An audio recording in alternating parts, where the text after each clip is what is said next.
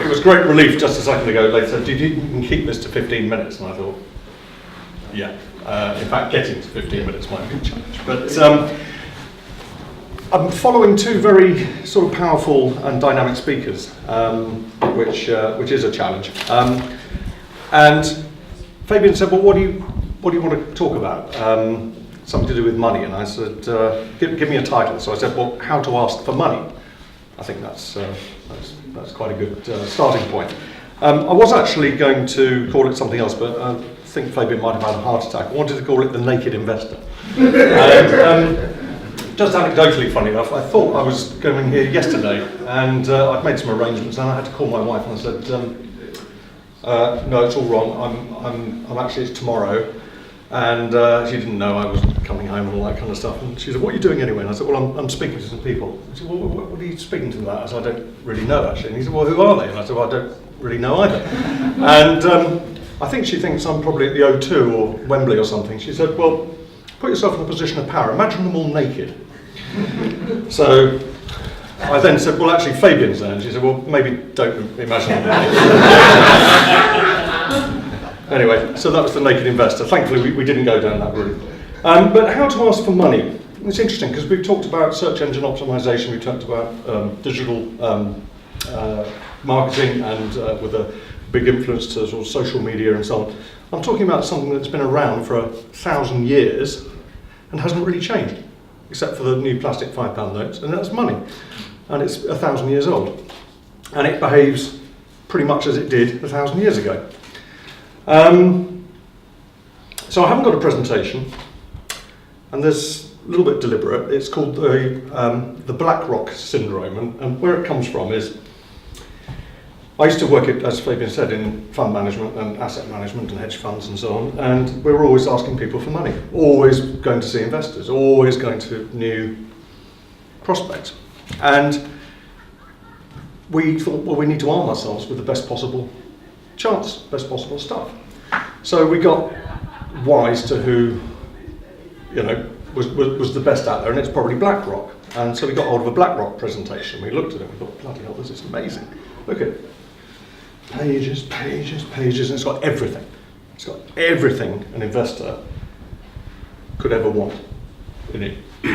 And so we thought, well, okay, if we're going to have a presentation, it needs to be like a BlackRock presentation. So we went off and we kind of recreated a BlackRock presentation. What we realised very quickly is two things. Number one, it looks like everybody else's. And secondly, when we turned up on one occasion, we said, well, this is our deck. And we started talking through it. The guy said, "It's very good. It's excellent." And I said, "Well, thank you very much." And I thought, good, he's going to allocate some capital to our fund. He said, "You know what? This is very professionally done. It's like a BlackRock presentation." I thought, fantastic. And he said, "So you look like BlackRock, but you're not BlackRock. So who am I going to give my money to? You or BlackRock?" And I thought, okay, where would I? Yeah, okay. So that was that. So we quickly learned not to rely heavily on presentations and to try and be ourselves, because actually what he was interested in was what sort of went on up here and how we approached investment, and that was much more powerful. So it's always better to try and get in front of people. Hence, I'm not going to subject you to 127 pages of analysis in a PowerPoint presentation. But asking for money, if you're a business and you're looking to fund yourself and you want to grow your business, and this is not asset management or professional investment, this is simply, I've got a business, I think it's a good business, I need money to make it happen, I'm going to go and ask somebody for it. And I might have to give them a bit of the business or pay them some interest rate in order to do that. That exercise is no different, shouldn't be any different, to what you do in your business anyway, which is selling something. We're all selling something, a service, a product, whatever it might be, we're selling something. And we do it with passion and conviction because we believe in it. And we do it quite naturally because we know it very well. And when we're selling our business for money, just as you're selling your product for money, the process is the same, the approach is the same. And like I said, people like buying things from business or people that they enjoy interacting with. So the value proposition is simply return on equity or return on investment, as opposed to, my product lasts longer, it's more durable, or it's, whatever its perceived advantages are. So that's the kind of backdrop to this. I wasn't quite sure who I was addressing. Gentlemen looking at me very sternly in the front here wearing suits and ties probably know this better than I do. Some other people perhaps don't, because they come from a different walk of life. But there are different types of capital. Everybody's talking about crowdfunding these days. I'm not going to. It's out there, it's available. It sometimes works, it sometimes doesn't. It is dilutive, so you're giving away equity in your business. The fees can be quite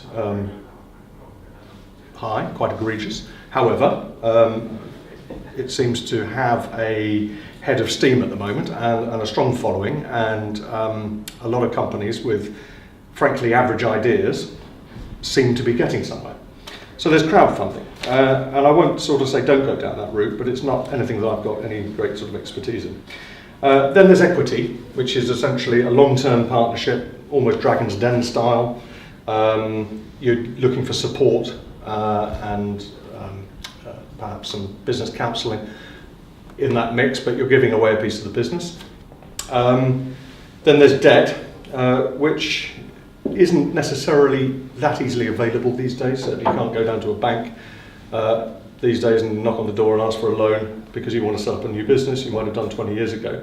But there are other sorts of debt finance which are quite interesting. So there's factoring receivables, which means it's essentially getting an advance on your sales while your invoices are still outstanding.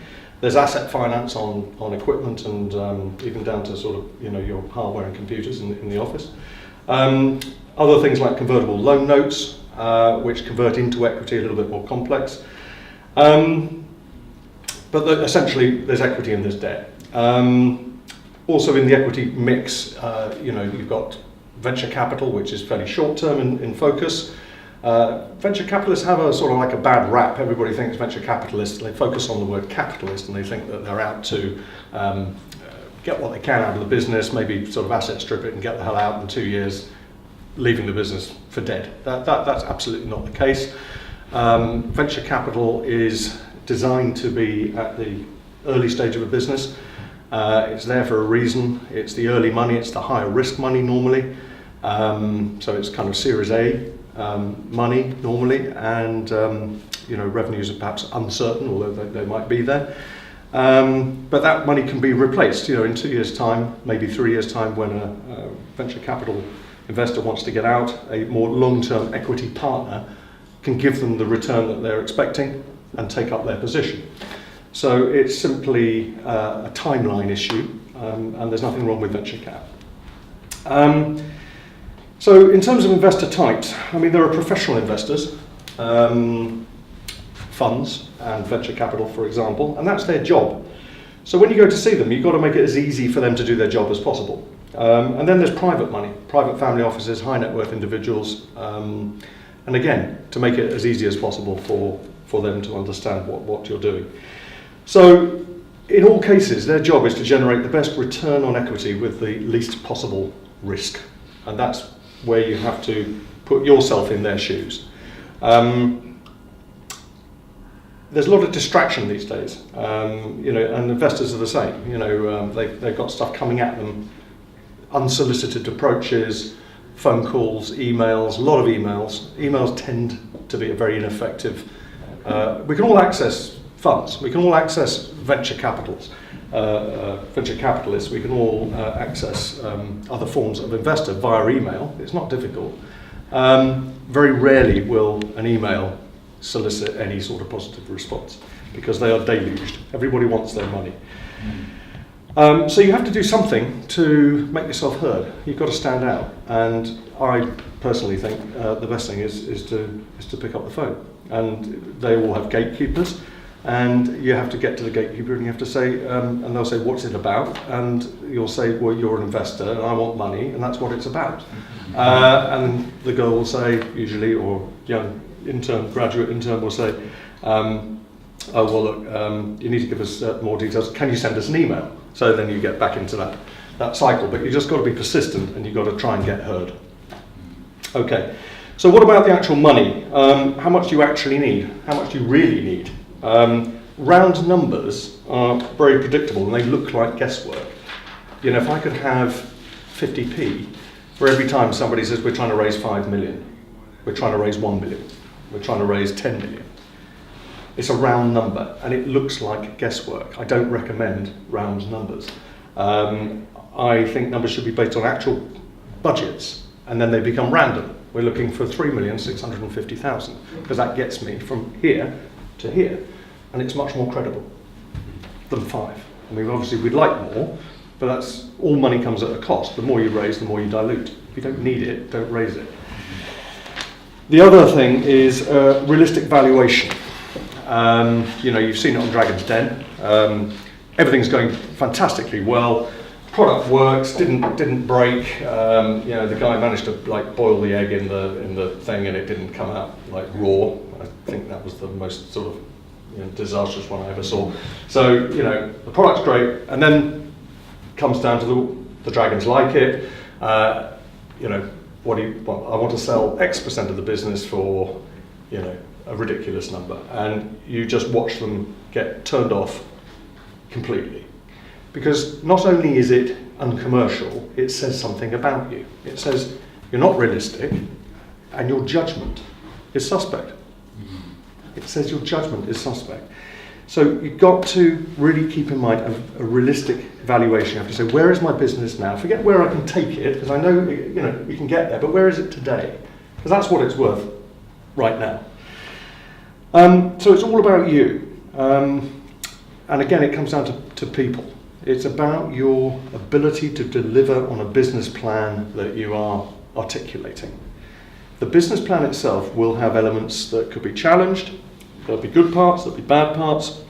We're going to assume that it's a reasonable business plan, it's a rational business plan, it could be delivered.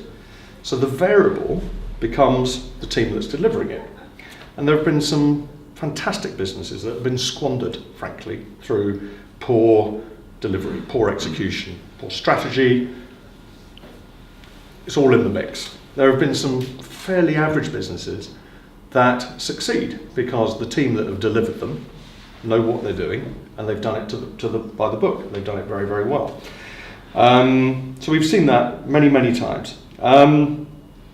So whatever you say has to be realistic, because I think it's really a barometer of your judgment, and that's what your judgment ultimately, from an investor's point of view, is what is going to make a business succeed or fail. It is your good judgment. It's like being a pilot. You need to know how to handle a situation because you've got a very realistic appraisal of where you are. So things like competition. I've heard people say, well, we don't have any competitors. Yeah, right. You may not have anybody doing what you do, but there are always alternatives and other ways to do it. You might be doing something groundbreaking, but that doesn't mean that people will do it your way, because they can do it another way. Purple Bricks is a great one. They're an estate agent, they're selling houses, but they're doing it differently. So do they have competition? Well, they do, but you know, that would be a sort of an analogy. The best thing is to say, you know, our nearest competitor does it differently. Again, you know, it's having a rational judgment. And the other thing is, don't ever overvalue your sweat. Okay? Sweat equity has no value. That was your choice, not theirs, and they're not about to pay you for it now. Okay? You might get it back at the end, but you've got to take the journey together, and you share the risks. You can ask for a salary. Investors know you have to eat. You're no good to them if you're malnourished. But it needs to be modest, and your payday comes when they get theirs at the end. You've just got to know this. Because if you go in and ask too much, Fabian and I know a certain gentleman from an EU country who, in front of some very sophisticated investors that I put him into, asked for 340,000 euros a year, I think it was. And the meeting pretty much stopped there. It was going so well, we had a term sheet. And then it got to well, you know, yeah. And it was just, they no longer trusted his judgment. they no longer had faith in his ability to steer the ship because he had just gone out on this absurd number. He thought he was worth it. And do you know what? He might well be. But how did he ever think that somebody else was going to fund that? So again, it comes down to judgment. Ditto with market share. Easy to overestimate what your market share is going to be. Always try and be modest and never underestimate the cost of getting that market share. You've got to be aware of risks. Don't try and hide them, get them on the table. Tell your investor what the risks are. Again, he would rather you knew what the risks were and how you were going to mitigate them or how you were going to react to them if they present themselves than pretend they don't exist. Because again, it comes down to judgment.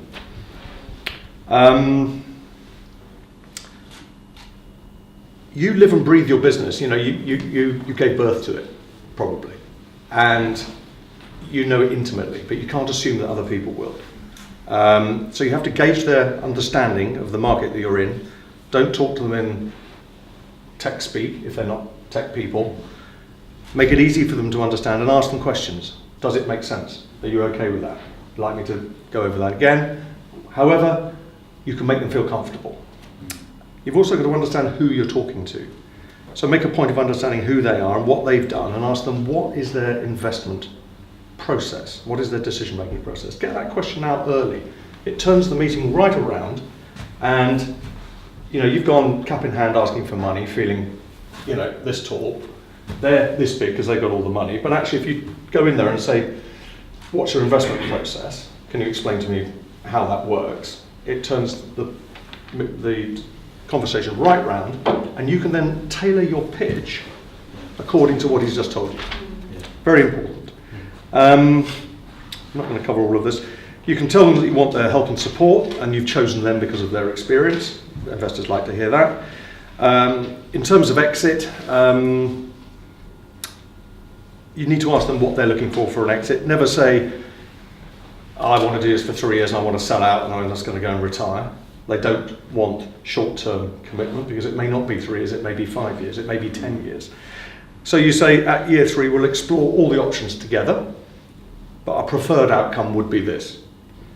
People don't like to hear, yeah, in 3 years' time I'm looking to trade sale this. You know, that's just like you've heard that somewhere on, you know, American TV or something. And these people are humans and they react to the same marketing triggers as your clients do. So you need to capture their imagination, say something different. Don't rely heavily on presentations and visual aids. They can be very distracting.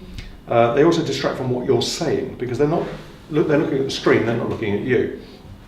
And it's during those moments that they can decide whether they can work with you or not. They also want to know that you've got it in your head and you're not relying on a memory stick. Okay, that's important. So really just engage with them, be normal, smile, be natural, look them in the eye, and it's a much more comfortable process. In terms of financial plan, you can print that off. I tend to print it off in a summary format and put it on the table. You can then offer to send it by email. If they say yes, please, you know that there's a second step to this. If they say no, it's all right, fine. This is fine for me, thanks. You're probably never going to hear from them again, because unless they can actually go into the cells on a spreadsheet and look to see how you got to where you're going, they're not really interested. I can tell you that. Don't try and get everything out in one meeting. Don't hit them with everything you've got in the first half an hour. You might feel good about it, might be impressive, but actually keep something back. Keep a card up your sleeve as a clincher. Phone them the next week and say, by the way, just to let you know, we just won this contract, or we've just got approval for this, just in case you were looking at our proposition. And sometimes keeping something back is very useful later on. If you get it all out, you've got nothing to go back with. Don't use a thank you slide if you are going to do a presentation. They're a little bit predictable. These guys see a lot of stuff day in, day out, and if they've already agreed to meet you and sit down with you, you just got to try and be different and make them remember, you know, who you are. Never put a telephone on the table. definitely don't have the volume up. Too distracting and pretty disrespectful. And if you want to close with them, you can say, what would be their perfect investment scenario as it relates to your business. This gives you the opportunity to come in closer. So if they've told you how they would like to see this, it gives you the chance to say, well, okay, we could do that or this, or what about that? So it gives you an opportunity to come back with something and ask them what else they'd like to see. And if you can send a summary of everything you've just discussed. At that point, you can do your presentation. Use as much video as you can. We're all over that. I think it's far more effective to see the passion and the conviction of people rather than just words. Okay, like the BlackRock presentation. It was superb. It covered everything, but it was just dead. It didn't have any life in it. And then you can just say to them, how are we going to take this forward? That's a very positive close. What are the next steps from my side? What do I need to do? I always send a letter after an investor meeting. I don't send, I might send an email, but I prefer to send a letter. You know that people tend to open post, and even if it's done by an assistant, it gets put on somebody's desk. Thank you for your time, really enjoyed it. Propose to follow up with you in 14 days. Something like that. And those are my sort of tips and some of the do's and the don'ts. And that's what this is all about, it's do's and don'ts. I mean, the do's are never guaranteed to give you success, but the don'ts are usually guaranteed to give you failure. So pay attention to the don'ts. You can't ever know that you're going to secure the investment you're looking for, but we've just seen so many times where great businesses, great ideas, good people have got it wrong in the room, and it's very hard to come back. Your first impression is very often the lasting impression, and that leads to round 2, round 3 of negotiations. So that's kind of it in the interests of time. I hope we've covered a few points. Don't be scared of asking for money. I mean, that's what they're there for. They're investors. Some of them are professional investors. If you don't go and ask them for money, they're not getting their money out. And then if they're not getting their money out, they're not getting a return on it. Mm-hmm. So you should never feel bad about going. Go in with conviction. She knows why you're there. You know why you're there. And you just got to get the bit in the middle to work. Yeah.